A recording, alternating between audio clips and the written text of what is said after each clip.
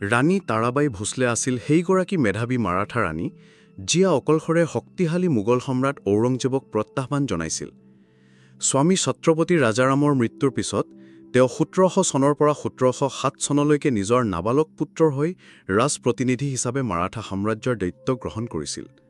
যি সময়ত মোগলসকলে দক্ষিণ ভাৰত জয় কৰিবলৈ দৃঢ় প্ৰতিজ্ঞ আছিল, সেই সময়ত তাৰাবাই তেওঁলোকৰ পথত এক প্ৰাচীৰস্বৰূপ হৈ থিয় দিছিল।